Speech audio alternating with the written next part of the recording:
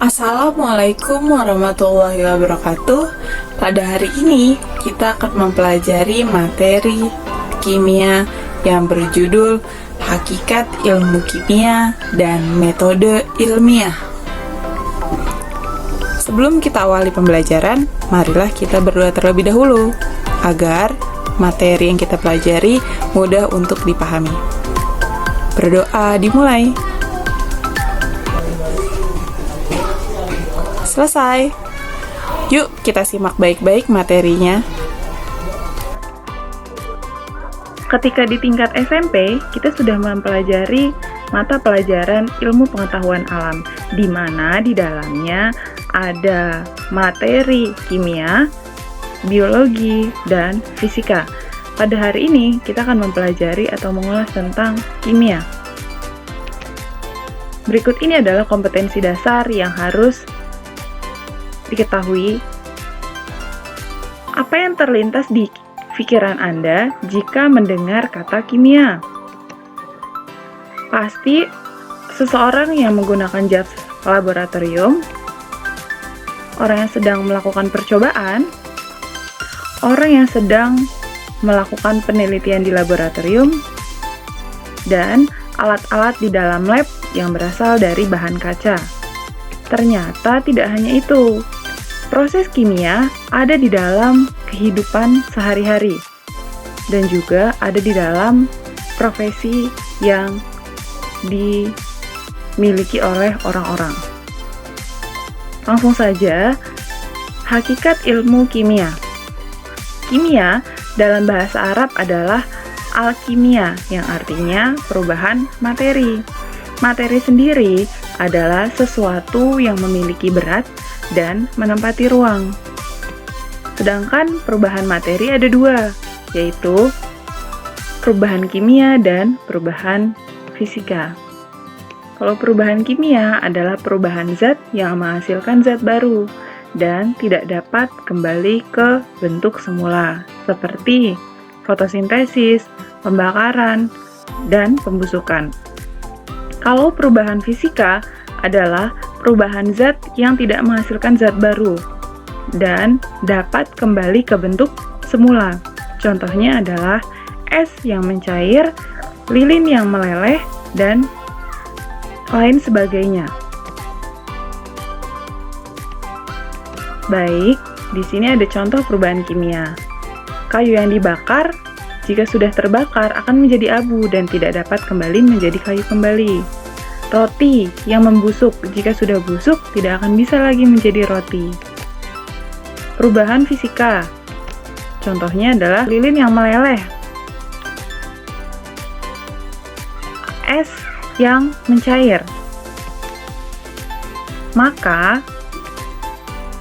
ilmu kimia adalah ilmu yang mempelajari tentang materi, meliputi susunan, struktur, sifat, perubahan materi, dan energi yang menyertainya.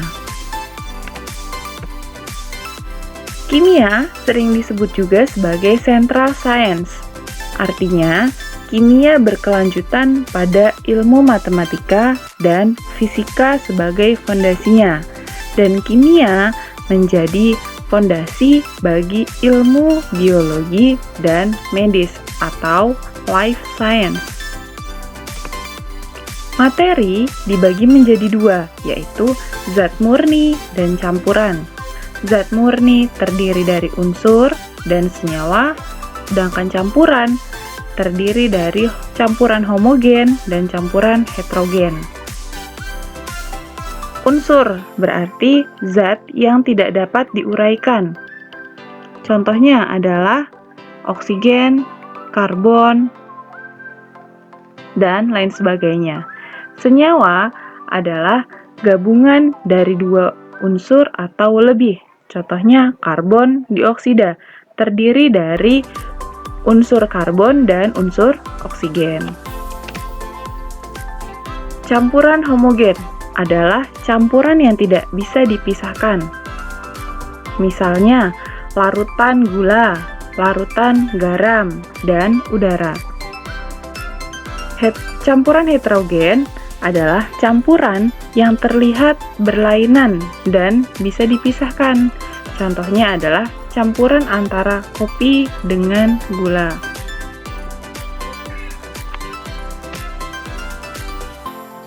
Metode ilmiah adalah proses ilmiah dengan menggunakan langkah-langkah kerja ilmiah atau prosedur dan rasional untuk menyelesaikan suatu permasalahan.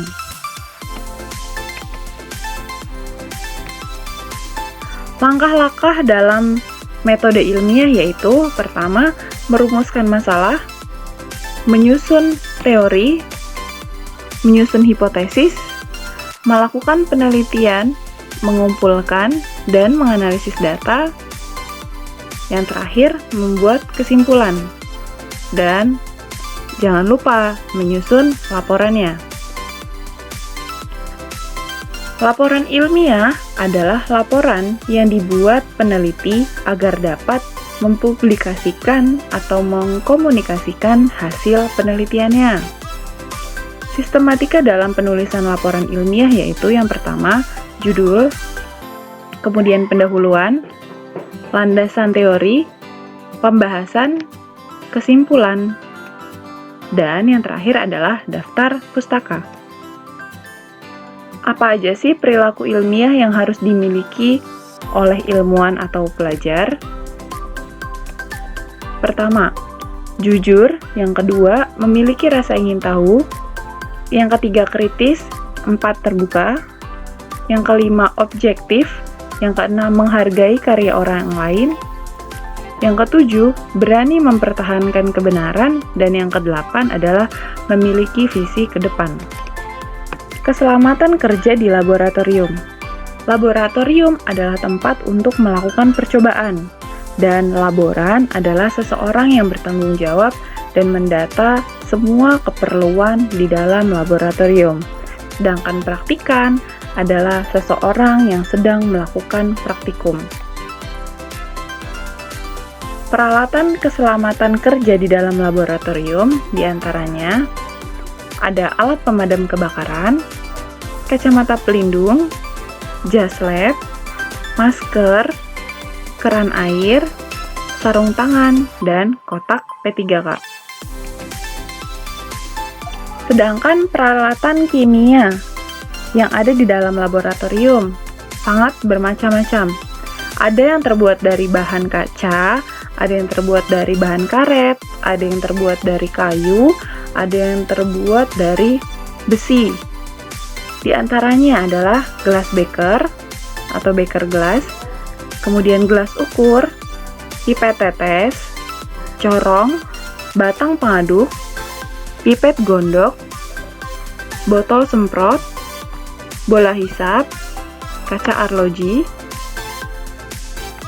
labu ukur, tabung reaksi, pipet ukur, penjepit tabung reaksi, pembakar spiritus, statif, kawat kasa, pelat tetes, kelem buret,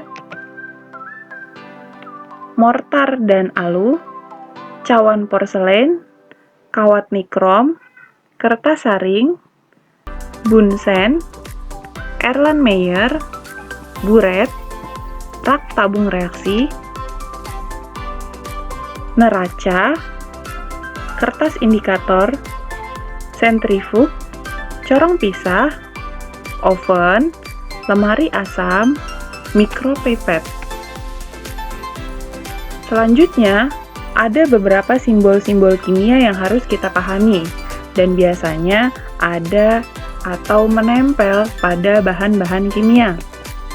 Di antaranya adalah eksplosif, mudah meledak. Oxidizing, mudah mengoksidasi. Korosif, membuat korosif. Flammable, mudah terbakar. Dangerous for environment, berbahaya untuk lingkungan. Toxic, bahan beracun. Nah, beberapa di antaranya yaitu sebagai berikut. yang harus dilakukan saat berada di dalam laboratorium. Yang pasti harus menggunakan jas laboratorium. Yang kedua, di dalam lab dilarang untuk makan dan minum. Yang ketiga, menggunakan bahan kimia dengan hati-hati. Yang keempat, menggunakan sepatu yang tertutup. Dan yang terakhir, mencuci tangan setelah melakukan kegiatan praktikum. Apa saja sih peran kimia dalam kehidupan? Yang pertama, dalam bidang farmasi sebagai bahan baku obat dan identifikasi obat. Dalam bidang kedokteran, untuk mengidentifikasi penyebab infeksi dalam darah. Dalam bidang biologi, menjelaskan proses biologi di alam dan di tubuh manusia. Di bidang tekstil, membuat pewarna sintesis untuk bahan pakaian dan kayu. Bidang elektronika, sebagai unsur silikon untuk bahan dasar pembuatan microchip. Yang terakhir, sebagai bahan pangan atau dalam penggunaan propionat untuk pengawetan roti. Selesai.